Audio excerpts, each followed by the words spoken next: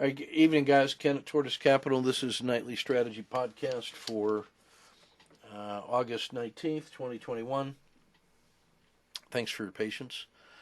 Let's see. So today we had what I would consider kind of a nice rebound day after 3 days of selling, or 2.5 days of selling with a big gap down. Today finished with a strong move. So it gapped down to the low of the day, and then in perfect hybrid frog fashion, rose all the way back through the Bollinger Band mean.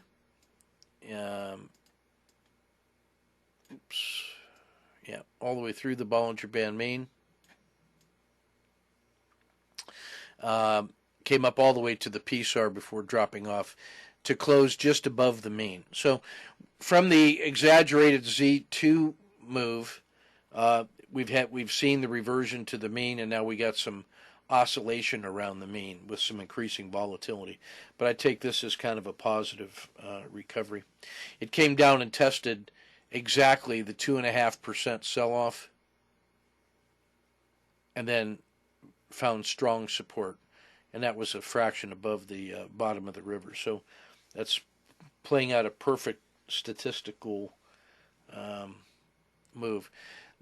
Halfway back to the top of the stack would be somewhere here around the edge of the river, so that would be the least surprising move, would be a continuation and follow-through. But this is an ordinary pullback that you find in bull markets. Now, all of the channeling and overreaction signals that we had yesterday all bought at the opening today. That means they all bought down here at the low of the day, the equivalent of 436, and that had the first day of strong moves across the board. So those systems, again, getting off to a perfectly good start, just as you would wish.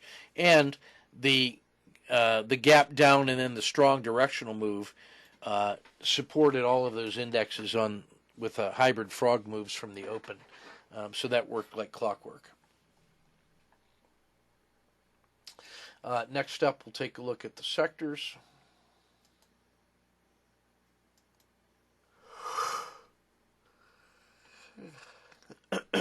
So today the S&P was up a fraction at 0.15.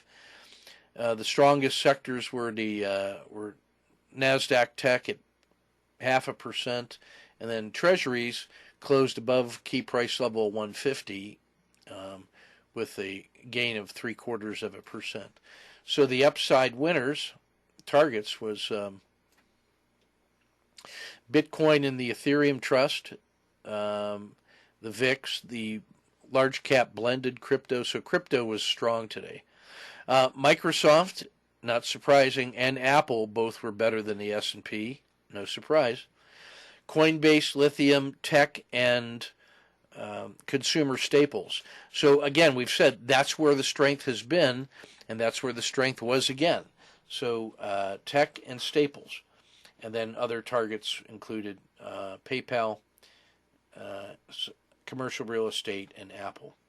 To the downside, the underperformers to the S&P, you had the Dow down 0.18, the Russell down 1.2, and then emerging markets were the big loser today at minus 1.71. The sectors that underperformed, and they're basically all of them, starting with the FANGs and lumber at minus 0.6, consumer discretionary, finance, materials, Brazil at 1.12, wheat and precious minus 1.16, the other lumber 1.3, oil 1.4, blended commodities and agriculture 1.4. Now getting into painful territory here. ARC Genomics and ARC Innovation minus 1.8. Mexico, Tesla, Moonshots, Biotech, Energy 2.6, Oil Exploration 3%.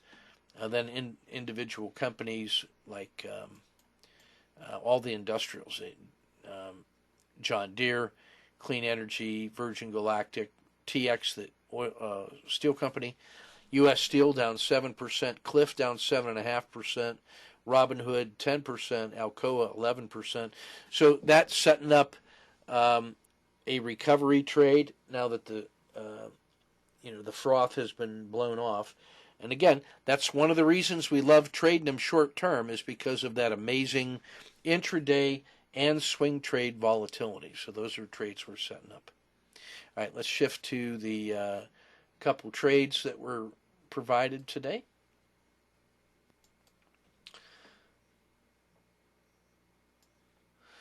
So this is, I think this is Nigel. And this is the Wall Street 30 on Owanda and 1 minute charts. And this is just a beautiful SFC and an owl to the downside. Perfectly played. When it collapses through the PSAR and you get the PSAR flip, even if you waited to where it left the river, that'd be fine. There was a hybrid frog entry in here in a K2, but even if you don't get that, this is such a beautiful trade. And then exiting right in the elbow of the dragon, just nestled in there nice and tight. And you get the RLXD, the PSAR flip. This is the stop and reverse. There's 4.75 R on this one. So if this was 4.7, this one would have been probably 6R, given the magnitude. But you can see why the same location that you have here in the elbow, just tucked in nicely, that's the same as up here, only it's on the downside. And that's just a great sniper exit. Z2 to Z2, made 5R. How much more did you want? Then managed to stay out of Crocodile River until you get the Z3 pinch. And that's either that's a K2 or you're front running the Z3 pinch. I think of that as a K2. And that's a reasonable entry, and then a managerial exit here would have gotten you paid. Managing the risk properly, doesn't matter how much you leave on the table. You can always come back and get that going forward, but it's managing the risk you do take. And that's just really well done right there. All right, here's a series from Luke on EWZ with the 500 ticks. He gets a fractional win on the RLXD. This was worth a shot. The stop and reverse was excellent, which covers that loss. Fractional gain, beautiful reentry, great second position, good sniper. There was a potential reentry here, but what he did was, I think, took half. And then took the balance at the managerial exit. Great stop and reverse, great stop and reverse. So well played. And his note was as he raises the time dimension, he's getting fewer entries, but they're cleaner. So he's finding that sweet spot around the 500 tick, I think. And then Cliff on the 800, he's getting this short was reasonable. That's a great stop and reverse. Well, at least we should have maybe gotten a fraction out of that instead of a scratch, but I don't mind that. Scratch is okay. A fractional loss, fractional gain, good win, better win, and nets 4.5 for the day. Pretty nice work all the way through. So good work in the room. Now, what's really exceptional was yesterday's commentary. There's some really good crosstalk on August 18th, and I'm going to let you read that stuff because the crosstalk was really well done. It's talking about the inner game of trading, what it's like being inside the fishbowl as opposed to watching it from the outside. So we've got to learn how to cultivate that dual point of view, how to execute when you're inside the fighting circle, the trading circle, but also how to cultivate a disinterested perspective that lets you relax a little bit more too. So I thought this was really good crosstalk in here.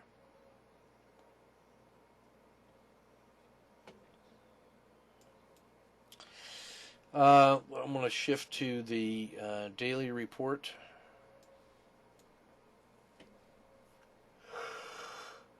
Oh, let's see here. Review.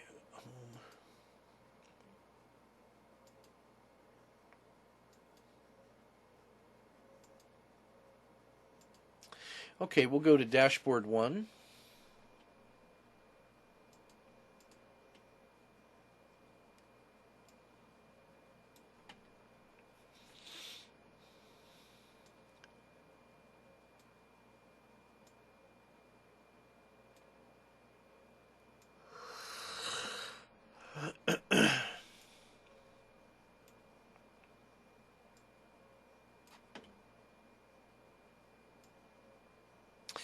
All right, in dashboard 1, you notice we are still in, we are not still, but we just moved from bullish quiet to bullish normal because of the increase in volatility. Long-term overbought, short-term oversold, and that is a tactical rebound opportunity. Risk Z and the risk index are telling us that the upside is still possible, even as it's close to the zero line in the risk Z. Still a few signals that are available in channeling and overreaction. They all got well started today, I'll tell you that. Note Microsoft still my favorite in the 10-day min pains, and I think also Procter and J&J. Real weakness in the industrials like Halliburton, Boeing, Devon Energy, Boeing, Chevron, oil, metals and mining, Brazil weak today also. So lots of opportunities on the weak side. In the Dow Tactical 30,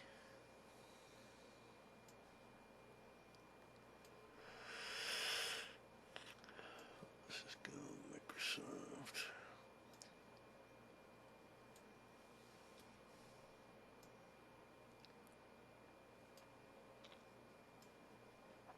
Still a good number of 5DDs that are available. Lots of auto framers still waiting to be exploited and framed. And then you had breakouts to the upside in Cisco, Microsoft, and United Health. And those would be on my short list. Pete asked, should we remain in the tactical trading mode? Absolutely. When risk Z is that close to the zero line, and we've had 1 day of recovery from that little sell-off to the 2.5%, so there's a strong case for a tactical trade back up to the swing high, but this could also have just been a 1 day pause for a breakdown with increasing volatility. And with the press starting to turn their knives onto the Biden administration and the geopolitical reconfiguration and a weaker than expected earnings season, there's still some downside baked into the cake there. So I would be hyped up to trade tactically where we are right now. When you have oversold short term and overbought long term, that's a buy on dip opportunity, or it could be the end of the era and starting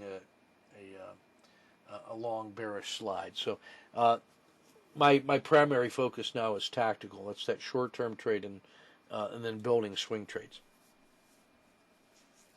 The long term kind of takes care of itself. On the ETF 30, just about everything was in a channeling or overreaction. You got a ton of auto framers that test out well, and then everything still was on the breakdown side. So there's a lot of weakness baked into the cake out there on the globals, and that's really where the weakness can be found. And so you can actually be tactical with a U.S. long position and then a global weak position. So you're setting up like a regional pair trade if you do that. You'll notice in the auto framer that's up next just how many symbols test out better than 2 to 1. There's probably 25 targets in there that are available. So you really have it's really a buyer's market. You don't have to take any shortcuts. You're going to get high quality setups. So that's the news to take away from the auto framer. I just want to go right to the multi-time frame NDX.